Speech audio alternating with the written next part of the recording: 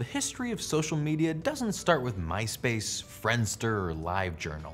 According to many experts, one of the first notable social media sites went live in 1997. 6degrees.com allowed users to create personal profiles, connect with other users, and list their friends. The platform had millions of members at its peak, but its success was short-lived. Less than half of American adults were online in 1998, which made it difficult to recreate real-life social circles on the internet. 6degrees.com founder Andrew Weinrich sold the site to Youthstream Media Networks in 1999, and it shut down in 2000. The subsequent successes of sites like MySpace and Facebook, which also offered friend lists and profile pages, suggest the service was a bit ahead of its time. Hi, I'm Justin Dodd, and today we're talking about some common misconceptions about social media. Don't forget to like this video, by the way, post about it on Instagram, and share on Facebook for your parents to see. Let's get started.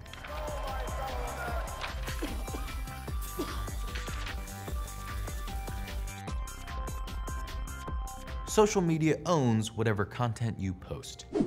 If you just snapped the sunset photo that could finally launch your photography career, you may be hesitant to share it to Instagram. But posting something to the grid doesn't mean you won't be able to sell it to an art gallery later. In general, as long as you're the original creator, you hold the copyright of any content you share on social media. That said, by posting your pictures online, you're giving these platforms significant power over how they're used. When you sign up for most social media sites, you grant them a license to publish your photographs however they like, even to make a profit. In some cases, these companies can license your work to third parties both on and offline. That means that, theoretically, if it's allowed in their terms and conditions, you know, those things that you always remember to read, a website could decide to sell or otherwise use a photo you took. If another user swipes pictures from your account for commercial use, you might be on stronger footing. There have been some successful lawsuits on that front, though others never really went anywhere. Keep that in mind the next time you're tempted to share your embarrassing baby pictures with the world. All influencers are wealthy. In 2019, Merriam-Webster recognized the term influencer to mean a person who is able to generate interest in something by posting about it on social media. These elite social media users are often viewed as the celebrities of the internet era. It's easy to see how some people conflate them with uber wealthy movie stars and pop singers, but the average influencer pulls in a pretty average income. According to a Vox interview from 2018 with a representative from an influencer agency, someone with up to 10,000 social media followers could earn between $30,000 and $60,000 annually through sponsorship deals, while influencers with up to 50,000 followers could potentially make $100,000.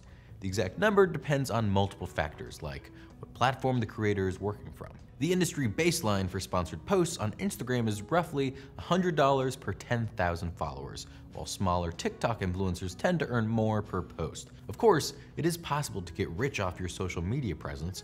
Once users surpass 500,000 followers, brands may start to offer them thousands of dollars per piece of branded content.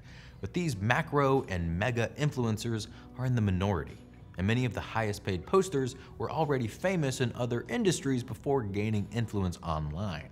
The most lucrative Instagram account belongs to Portuguese football star Cristiano Ronaldo, who according to a 2022 report earns nearly $2.4 million for every post he shares to his roughly 500 million followers. Influencers aren't strictly paid in cash, however. The designer clothes they wear, products they use, and trips they take to exotic locations are often covered by the company sponsoring them. By showing off luxury goods and experiences they did not purchase themselves, influencers may contribute to the misconception that they are wealthier than they actually are. By the way, if Goodwill wants to sponsor me, hit me up. Social media sites sell your data to advertisers. Selling users' personal data to advertisers is often cited among social media's greatest offenses. It's also one of the most misunderstood aspects of their business model. When sites like Facebook promise they aren't selling your information, they're actually not lying. The truth is that most major social media sites don't sell user data directly to advertisers. Instead, they sell space for targeted ads, which are aimed at a certain demographic of web user. That means if a fashion brand wants to advertise to West Coast-based women between 18 and 25 years old, Facebook can sell them ad space that appears in front of that type of user. So if you click an online advertisement, the brand may already have a good idea of who you are and it can learn even more through embedded trackers, which can see everything from your search history to your IP address.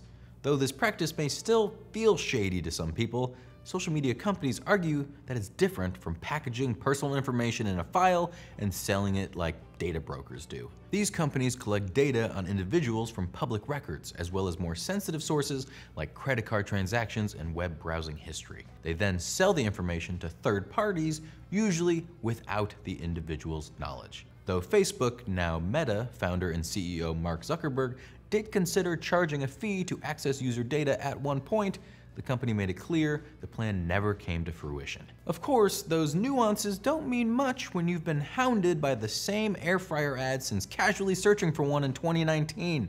Just leave me alone already. Only young people use social media. The stereotype of social media as a young person's activity may have been accurate 20 years ago, but that's no longer the case. The majority of all Americans ages 18 to 64 report using social media, according to a 2021 Pew survey.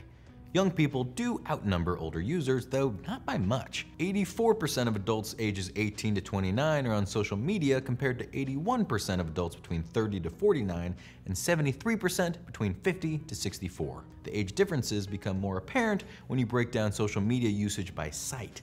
The youngest respondents were more likely to use Instagram and TikTok, while Facebook was the most popular with people over 30. Shocker. Seniors over 65 make up the smallest portion of social media users, but they're one of the fastest growing demographics. Between 2010 and 2022, the social media presence of this group quadrupled, while usage stayed about the same for young adults during the same period. Social media is free. Social media would likely be way less popular across demographics if more sites charged a fee. For now, it doesn't really cost anything to sign up for basic accounts on TikTok, Instagram, or Facebook, but that doesn't mean you aren't paying in other ways. In exchange for access to these services, users are giving up their time and attention, which generates billions of dollars in ad revenue annually. This is why so many social media sites prioritize an addictive user experience over a pleasant one. Everything from endless feeds to algorithms that promote inflammatory content are examples of this. Sharing personal content, the main appeal of social media for many users, is another way people end up paying. Unlike most online magazines or streaming services, social media sites rely on their user base to produce free content for them. Viral posts and videos made by unpaid content creators attract eyeballs to these sites that add to their bottom line. So is social media really free? Yes and no. To find out the real answer though, subscribe to the Misconceptions Patreon for just $9.99 a month. I'm kidding, it's $12.99. We don't know how social media affects kids. Social media is still new relative to other forms of media, but that doesn't mean we don't know the impact it has on users. Children and teens seem especially vulnerable to its negative effects. According to a 2019 study published in JAMA Psychiatry, adolescents who spent more than 3 hours a day on social media sites were at higher risk for mental health issues. Even Facebook admits that its products can be harmful. In 2020, researchers for Instagram, which Facebook owns, reported that 32% of teen girls said Instagram makes them feel worse about their bodies when they're feeling bad to begin with. These trends coincide with reports of feelings of sadness or hopelessness among American high school students reaching all-time highs. From the evidence we do have, it's safe to say most of us could benefit from reducing our screen time. Opting out of social media protects your privacy.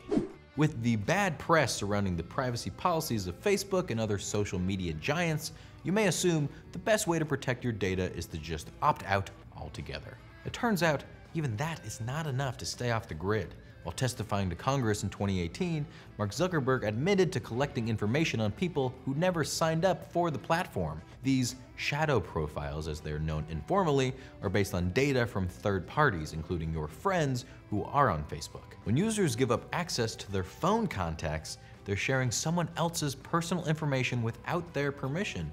Information the company then files away. So regardless of whether you use it, Facebook may already know your name, phone number, and even what you look like. There isn't much non-users can do to stop this. You could always move to a remote cabin in the wilderness, but if your brother still posts about you every year on National Siblings Day, it won't make a huge difference.